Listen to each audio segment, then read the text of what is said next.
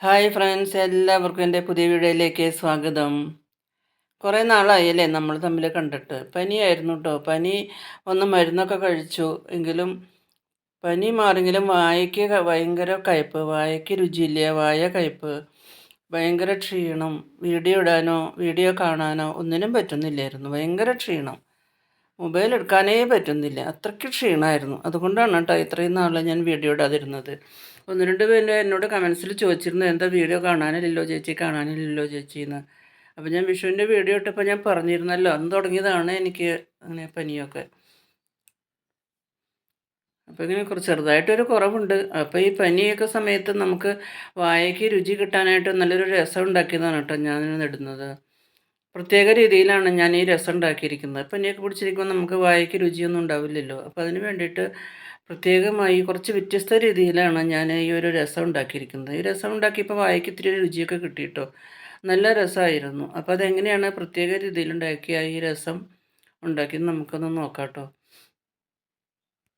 അതിന് വേണ്ടി ഒരു ഫ്രൈ പാൻ അടുപ്പത്ത് വെച്ചു. അത് ചൂടായപ്പോൾ അതിലേക്ക് 2-3 കഷ്ണം കായം, ആ കായം ചെറിയ കഷ്ണങ്ങളാക്കി നമുക്ക് ചെറുതായിട്ട് ഒന്ന് പൊരിച്ചെടുക്കണം കേട്ടോ. കായൊന്ന് ജസ്റ്റ് ഒന്ന് പൊരിഞ്ഞ് കിട്ടണം. സാധാരണ നമുക്ക് രസത്തിന് കായം വേണമല്ലോ. കായം ഉണ്ടായാലാണ് രസത്തിനൊരു പ്രത്യേക രുചി കിട്ടുള്ളൂ. അപ്പോൾ കായം ഒന്ന് പൊരിഞ്ഞ് വരാറായപ്പോൾ അതിലേക്ക് 1 ടീസ്പൂണ് കൊത്തമല്ലി, സാധാരണ സാമ്പാർ വയ്ക്കുന്ന കൊത്തമല്ലി 1 ടീസ്പൂണ്, 1 ടീസ്പൂണ് കുരുമുളക്, 1/2 ടീസ്പൂണ് ജീരകം, പിന്നെ 2-3 വറ്റൽമുളകും കൂടി ഇട്ട് നമുക്ക് എല്ലാം കൂടി ഒന്ന് ഫ്രൈ ചെയ്തെടുക്കണം കേട്ടോ. സാധാരണ നമ്മൾ ഫ്രൈ ചെയ്യില്ലേ, ആ കുരുമുളകും മല്ലിയും എല്ലാം നമുക്കൊന്ന് ജസ്റ്റ് ഒന്ന് ഫ്രൈ ചെയ്തെടുക്കണം. അതിന് ശേഷം ഒന്ന് ഫ്രൈ ആയി വന്നപ്പോൾ ഞാൻ അതിലേക്ക് ഒരു 2 ടേബിൾ സ്പൂണ് തേങ്ങ ചിരകി ഒന്ന് ക്രഷ് ചെയ്ത് അതും കൂടി ചേർത്ത് കൊടുക്കുന്നുണ്ട് കേട്ടോ. ഈ തേങ്ങ സാധാരണ തേങ്ങ ചേർക്കാറില്ല, എന്നൊരു പ്രത്യേക രീതിയിലാണ് ഞാൻ ഉണ്ടാക്കുന്നതെന്ന് പറഞ്ഞല്ലോ. അപ്പോൾ ഒരു 2 സ്പൂണ് തേങ്ങ, അധികമില്ല, ഒന്ന് ക്രഷ് ചെയ്ത് അതും കൂടി തേങ്ങയും കൂടി ഒന്ന് വറുക്കുന്നുണ്ട്. എല്ലാം കൂടി ഒന്ന് വറുത്തെടുക്കുന്നുണ്ട് കേട്ടോ. മല്ലിയും മുളകും കായും ഈ തേങ്ങയും മുളകും എല്ലാം കൂടി നമുക്കൊന്ന് ഒരു ഗോൾഡൻ ബ്രൗൺ കളർ ആവുന്നത് വരെ നമുക്കൊന്ന് ജസ്റ്റ് ഒന്ന് നല്ലപോലെ ഒന്ന് വറുത്തെടുക്കാം. അപ്പോൾ ഇതാ നല്ലപോലെ ഇങ്ങനെ വറുത്തുകൊണ്ടിരിക്കുകയാണ് കേട്ടോ. ഒരുവിധം ചോക്കാൻ തുടങ്ങിയിട്ടുണ്ട്. അപ്പം നമുക്കത് ഫ്ലെയിം ഓഫ് ചെയ്യാം കേട്ടോ. അതിന് ശേഷം നമുക്ക് ചൂടാറിയതിന് ശേഷം നമുക്ക് നല്ലപോലെ അതൊന്ന് പൊടിച്ചെടുക്കാം. ചൂടാറിയിട്ട് വേണം അത് പൊടിച്ചെടുക്കണമെന്നുണ്ടെങ്കിൽ. അപ്പം ഞാൻ ഫ്ലെയിം ഓഫ് ചെയ്തു. ഇനി നമുക്ക് ചൂടാറിയിട്ട് അത് പൊടിച്ച് കൊണ്ടുവരാം. ഭയങ്കര വിഷമം തന്നെയാണ് കേട്ടോ. ഒരു പനിയൊക്കെ വന്നു കഴിഞ്ഞാൽ നമുക്ക് സഹിക്കില്ല. അത്ര ബുദ്ധിമുട്ടാണ്. ഭക്ഷണം കഴിക്കാനും തോന്നില്ല. എങ്ങനെയൊക്കെ ഉണ്ടാക്കിയാലും നമുക്കൊരു ഭക്ഷണം കഴിക്കാൻ തോന്നില്ല. ഭയങ്കര ക്ഷീണവും തളർച്ചയും വയ്യായ്യും ഒക്കെയാണ്.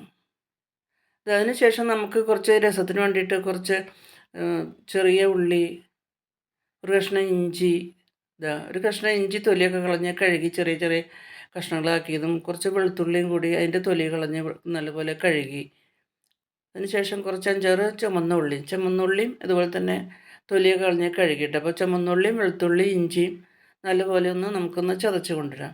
അതിനുശേഷം ഒരു മൺചട്ടി അടുപ്പത്ത് വെച്ച് ഒരു നെല്ലിക്ക വലുപ്പത്തിൽ സാധാരണ വാളംപുളി ഉണ്ടല്ലോ, സാമ്പാർ വയ്ക്കുന്ന പുളി വെള്ളത്തിൽ വെച്ചിട്ടുണ്ടായിരുന്നു. അത് വെള്ളത്തിൽ നിന്ന് നല്ലപോലെ പിഴിഞ്ഞ് അതിൻ്റെ ജ്യൂസ് എടുത്ത് ഈ മൺചട്ടിയിലേക്ക് ഒഴിച്ചു കൊടുത്തു കേട്ടോ. അതിലേക്ക് അത്യാവശ്യം ഒരു 1/2 ടീസ്പൂണ് മഞ്ഞൾപ്പൊടിയും, പിന്നെ നമ്മൾ ചതച്ച് വെച്ചിരുന്നല്ലോ ഇഞ്ചി ഉള്ളി വെളുത്തുള്ളി,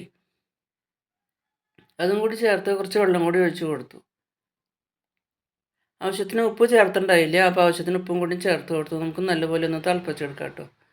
അപ്പോൾ ഈ പുളിയിൽ കിടന്നിട്ട് നമുക്ക് നല്ലപോലെ ഒന്ന് തിളച്ച് വേവണം. ഈ പുളി നല്ലപോലെ തിളച്ച് വേവണം. ഇഞ്ചിയും ഒക്കെ ചതച്ച് വെച്ചിട്ടുണ്ടായിരുന്നു. അതിലേക്ക് കുറച്ച് കറിവേപ്പിലയും കൂടി ചേർത്ത് കൊടുത്തു. അപ്പോൾ ഈ പുളിവെള്ളം നല്ലപോലെ നമുക്ക് നല്ലപോലെ ഒന്ന് തിളച്ച് വേവണം. അതിനുവേണ്ടി നല്ലപോലെ ഇളക്കിക്കൊണ്ടിരിക്കുകയാണ് കേട്ടോ. പനിയായിട്ട് എല്ലാവരും 1-2 പേരിനോട് കമൻസിൽ ചോദിച്ചിരുന്നു കേട്ടോ. അപ്പോൾ എല്ലാവർക്കും ഒരുപാട് നന്ദിയുണ്ട് കേട്ടോ. എന്താണ് വീഡിയോ കാണാത്തതെന്ന് ചോദിച്ചിരുന്നു. ഒരു പ്രത്യേകം ഒന്നും കൂടി ഒരു നന്ദി ഞാൻ പറയുകയാണ്. ചോദിച്ചവരോടൊക്കെ നന്ദി ഞാൻ രേഖപ്പെടുത്തുകയാണ്. പനി ആയതുകൊണ്ടായിരുന്നു. അത് നല്ലപോലെ രസമൊക്കെ തിളച്ച് നല്ലപോലെ ഒന്ന് വേവാൻ തുടങ്ങിയിട്ടുണ്ട് കേട്ടോ. ഇടയ്ക്കിടയ്ക്ക് അങ്ങനെ ഇളക്കിക്കൊണ്ടിരിക്കുക. എല്ലാം തിളച്ച് നല്ലപോലെ ഒന്ന് വെന്ത് കിട്ടണം, എന്നാലാണ് രസത്തിനൊരു സ്വാദ് കിട്ടുള്ളൂ.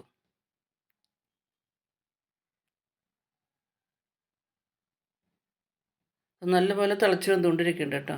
അപ്പോൾ അതിന് ശേഷം ഞാൻ കുറച്ച് തോരപ്പരിപ്പ് വേവിച്ച് വെച്ചിട്ടുണ്ടായിരുന്നു. സാമ്പാർ പരിപ്പ്, സാമ്പാർ വയ്ക്കുന്ന പരിപ്പുണ്ടല്ലോ, അത് കുറച്ചൊരു 1/2 കപ്പ് സാമ്പാർ പരിപ്പും ഒരു തക്കാളിയും ഒരു അല്പം മഞ്ഞൾപ്പൊടിയും ഓയിലും ഒഴിച്ച് ഞാൻ നല്ലപോലെ വേവിച്ച് വെച്ചിട്ടുണ്ടായിരുന്നു കുക്കറിൽ. അപ്പോൾ അതാണ് കേട്ടോ ചേർത്ത് കൊടുത്തത്. ഈ പുളിവെള്ളം നല്ലപോലെ തിളച്ചപ്പോൾ അതിലേക്ക് നമ്മൾ വേവിച്ച് വെച്ചിരുന്ന പരിപ്പ് ചേർത്ത് വീണ്ടും നല്ലപോലെ തിളപ്പിച്ച് വേവിക്കണം കേട്ടോ. അപ്പോൾ ഈ പുളിവെള്ളം ഈ പരിപ്പും തക്കാളിയും എല്ലാം കൂടി നല്ലപോലെ തിളച്ച് വേവിക്കണം. അതിനിടയ്ക്കിടയ്ക്ക് നമ്മൾക്കിങ്ങനെ ഇളക്കിക്കൊണ്ടിരിക്കണം. ഇങ്ങനെ ഉണ്ടാക്കുന്ന രസത്തിനൊരു പ്രത്യേക സ്വാദ് തന്നെയാണ് കേട്ടോ. അതിനുശേഷം ഒരു പുളി ഉപ്പും മുളകും എല്ലാം ബാലൻസ് ചെയ്യാനായിട്ട് ഒരു ഉരുള ശർക്കര ഞാൻ ചെറിയ ചെറിയ കഷ്ണങ്ങളാക്കി അതും കൂടി ചേർത്ത് കൊടുക്കുന്നുണ്ട് കേട്ടോ. അപ്പോൾ ശർക്കരയും കൂടി ചെല്ലുമ്പോൾ ഒരു പ്രത്യേക സ്വാദാണ്. ആ ശർക്കരയൊക്കെ നമുക്കൊന്ന് നല്ലപോലെ ഒന്ന് അലിച്ചെടുക്കാം. എല്ലാം നല്ലപോലെ തിളച്ച് നല്ലപോലെ കുറുകി പാകമാവണം. അതിൻ്റെ പച്ചമണമൊക്കെ പച്ചച്ചുവയൊക്കെ ഒന്ന് മാറിക്കിട്ടണം. അതിനുവേണ്ടി നമുക്കിങ്ങനെ ഇളക്കിക്കൊണ്ടേയിരിക്കണം.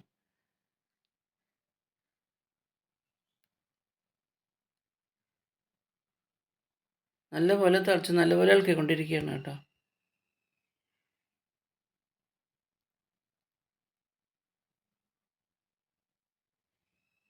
പിന്നെ തിളച്ച് നല്ലപോലെ വെന്ത് കിട്ടിയാലാണ് നമുക്കിതിനൊരു സ്വാദ് കിട്ടുള്ളൂ. അതിനുശേഷം നമ്മൾ പൊടിച്ച് വെച്ചിരുന്നല്ലോ മല്ലി, കായം, മുളക്, എല്ലാം കുരുമുളകൊക്കെ നമ്മൾ വറുത്ത് പൊടിച്ച് വെച്ചിട്ടുണ്ടായിരുന്നല്ലോ, തേങ്ങയൊക്കെ. ആ വറുത്ത് പൊടിച്ച് വെച്ചിരുന്ന കൂട്ടും കൂടി ഇതിൽ കൂടെ ചേർത്ത് വീണ്ടും നല്ലപോലെ ഇളക്കി യോജിപ്പിച്ചു കേട്ടോ.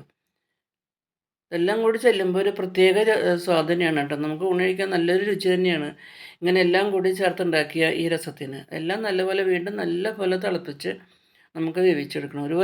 നല്ലപോലെ തിളച്ച് വന്നപ്പോൾ അതിലേക്ക് നമ്മൾ കുറച്ച് മല്ലിയിലയും കൂടി, എന്തൊക്കെ ചേർന്നാലും നമുക്ക് രസത്തിന് കുറച്ച് മല്ലിയിലയും കൂടി ചേർന്നാലാണ് ആ രസത്തിന് പൊതുവായ ഒരു സ്വാദ് കിട്ടുകയുള്ളൂ.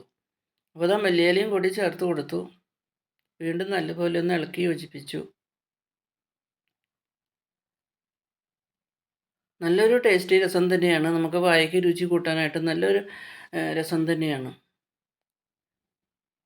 അതിനുശേഷം നമുക്ക് കുറച്ച് കടുകും മുളകും കരിവേപ്പിലയും നമുക്കൊന്ന് വറുത്തിടാം കേട്ടോ. അപ്പോഴാണ് രസത്തിൻ്റെ പൂർണ്ണ സ്വാദ് കിട്ടുകയുള്ളൂ.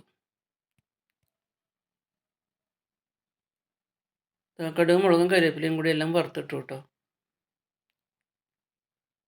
അപ്പോൾ പ്രത്യേക രീതിയിലുണ്ടാക്കിയ ഈ രസം നിങ്ങൾക്ക് എല്ലാവർക്കും ഇഷ്ടമായെന്ന് വിചാരിക്കുന്നു. ഇഷ്ടമായാൽ ലൈക്ക് ചെയ്യാനും ഷെയർ ചെയ്യാനും കമൻറ്റ്സ് ചെയ്യാനൊന്നും മറക്കരുത്.